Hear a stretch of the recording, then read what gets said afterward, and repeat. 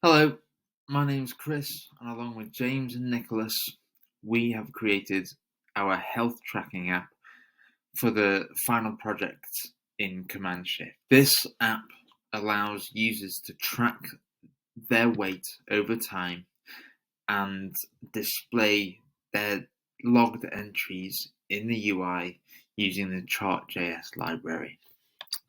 We decided on building a health tracking app because of our own personal experience of using similar apps in the past, where we have tracked our weight, our blood sugar, and our calorie intake, among other things. We split the project into back end and front end.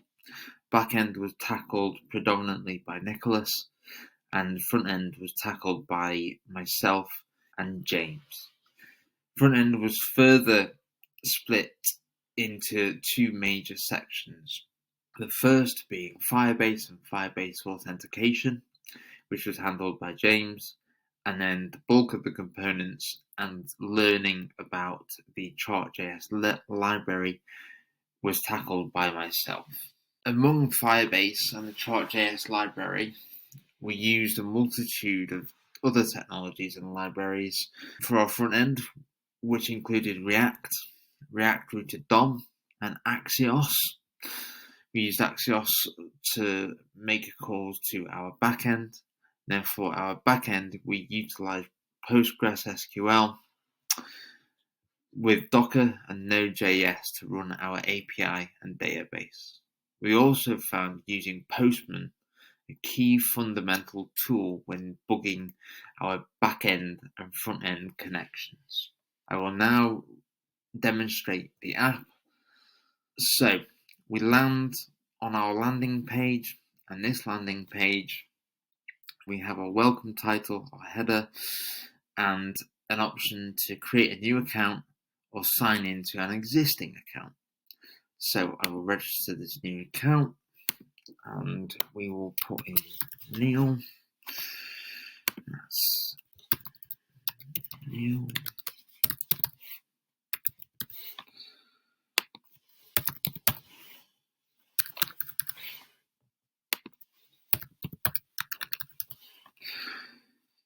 If the passwords don't match, it'll say we put in a clause there that they have to match. So now we can go to register.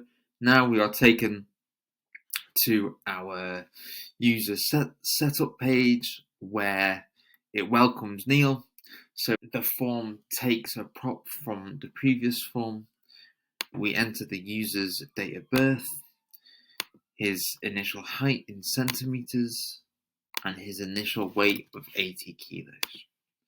Once we hit submit, that will change to the dashboard, our user homepage, where we can see here that Neil's initial weight of 80 kilos has been set up on the 21st of the 4th, 2024, and he can choose between a line chart or a bar chart. So if we were to go back to the line chart, it will re-render. Now we can add, let's say it's the next day, he's lost a kilo, so he goes to 79 kilos. You can see the chart render automatically based on the submitted data from this form.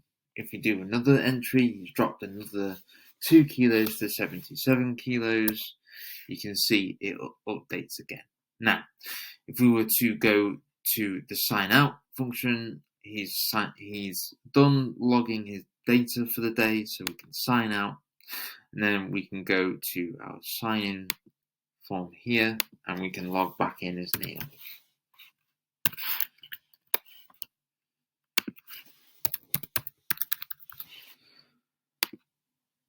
Here we go. And you can see his pre-existing data here.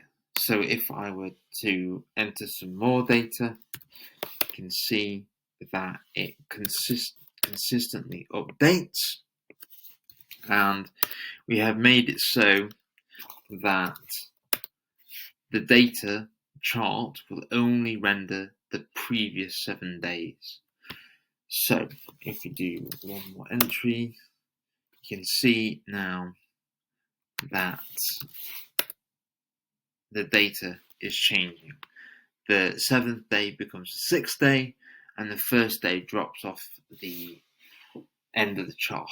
We have also created an about page here, just stating what this app is about and who we are as junior developers. And there's a link taking you back to the main page here. Okay, I will pass you over to James to explain more about the importance of Firebase and authentication through our app. Thank you. Thanks, Chris. I'm James, and I mainly looked after the user authentication and styling for our app. So we created a Firebase app for authenticating our users, and this allowed us to pass new user information to register an account, to validate returning users, and to log users out. We did this with custom hooks. The hooks connect to our Firebase app, and the Firebase app either returns a user object or an error message. The user object is passed into our app, or the error message is displayed. So this might happen if a user tries to log in and they haven't previously created an account with us.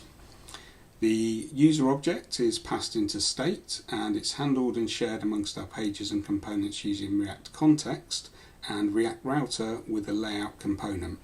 This handles the navigation and protects certain routes. So if a user is not logged in, they won't be able to access our account page, and the account page will only display the data for the user which is logged in. Okay, so when a new user completes our registration form, a custom sign-up hook connects to the Firebase app, and after validation creates a new user with an email and password. And then this sets a display name for that user, which we pass back into the Firebase app. The unique user ID created in the Firebase app is then passed into our database, along with the user's initial registration information from our form, so their data can then be retrieved later. Custom hooks were also created for signing users in and out of Firebase. The user state is handled with React Context, and our auth context uses a reducer function so we can dispatch a user in or out of a global state. This state can be accessed by any component within the app which needs to know if and who is logged in. The routing is done with a create browser router function that has a private route component which is only displayed if a user logs in. New users are directed to a setup form with a params hook so they can complete their registration information before landing on the account page. This also prevents a user that's not logged in accessing the accounts page, but redirects them to the login page, in case a route was typed directly into the browser's address bar. The styling was done with vanilla CSS without any third-party libraries, and is mainly controlled with our index style sheet using a flex display. The route layout component is styled to keep the navigation menus at the top of the screen, the footer at the bottom of the screen, and the page content centered. This is done using a content area having a flex grow property. So we also used media queries to swap out the main navigation menu with the drop-down hamburger menu, and that only displays when clicked. I'll now pass over to Nick, who created our backend. Hello everyone, I'm Nicholas. I did the backend for the health tracking app. I'll just be showing you what I've been doing and how I did it. So let's go into it. So firstly, I created a database with 3 tables within that database. I'll just be going through what the fields have and what kind of information you can expect them to contain. So firstly, the user table, we've got an email, we've got a date of birth, we've got a height, display name, and a Firebase UID. We use the Firebase UID to link the front end to the back end, but I will show that later on when we go through ERDs and relationships and whatnot. So we've also got the dataset table, which has the user ID, it has a label and a unit. And then finally, we've got the entry table, which has a dataset ID, measurement, timestamp as well. So let's go into the ERD. So the ERD consists, nice little diagram here with 3 tables just showing you how the relationships work. So if we go through that, so the ID for the user table is a one-to-many relationship to the user ID on the dataset table. And then the ID on the dataset table is also another one-to-many relationship to the dataset ID on the entry table. I'll just explain why we did that as well. So for the user table, you can have one user, that links to many data sets, and then you can have a data set that then links to many entries on the entry table. So the backend structure on the Express server, we've got 3 APIs that we created. So we've got the add fitness entry. So this is a post request whenever the user creates a new entry on their weight, for an example. This will then call this API. You've got the get request for all the user data. This is triggered on the dashboard. So whenever the user logs in or they open the dashboard or refresh the dashboard, this will then call this request to get the data. And then finally the sign up. So this is when the user creates a new account. It's a post request which posts all their data to the database. So it's saved and stored in there. So I'll just go through the code now, just from top to bottom, showing you the routes that were created for the API. So it's firstly, we've got the create user. So this deconstructs the information that's sent from the front end to the back end. We deconstruct that and then we put that into the relevant tables below using SQL. Quite simple, this one is. So we'll go to the next one. This one's a get request.